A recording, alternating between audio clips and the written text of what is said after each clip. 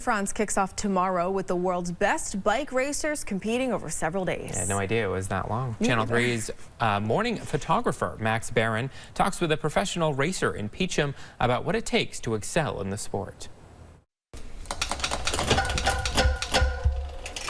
Pretty good for a ride today? Nice. Yeah, I guess I didn't actually learn how to ride a bike till I was 7. Both my parents were into kind of endurance sports. My dad did triathlons and then road cycling. My mom was a mountain biker.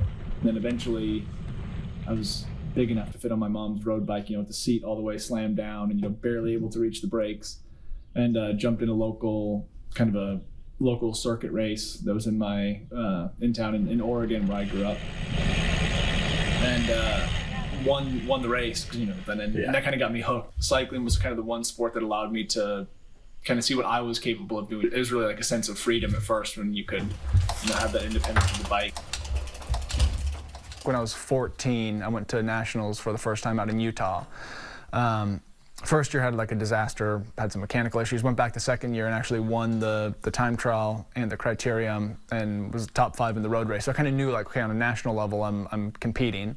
Eventually, a global, going to the world championships when I was 18 in Moscow, Russia. In 2013, I moved over to Europe full time, raced for Team Sky, which was a British team who had won the tour the year prior to me joining the team. I think especially as an American rider, it just has so much more recognition and so much more prestige to ride in the Tour. The Tour de France is a 21-day bike race in France. There are 2 rest days. There are 21 teams, 180 some odd riders. Taking up the running here.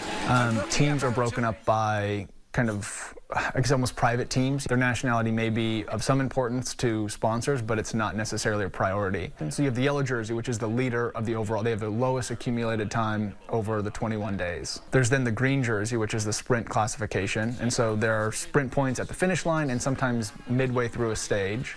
Then there's the white jersey, which is the lowest accumulated time for a rider under the age of 25.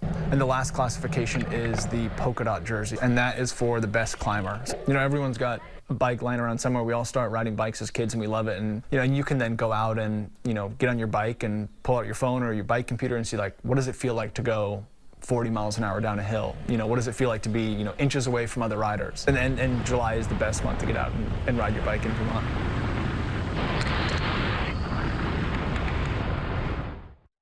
Again, that was our Max Barron.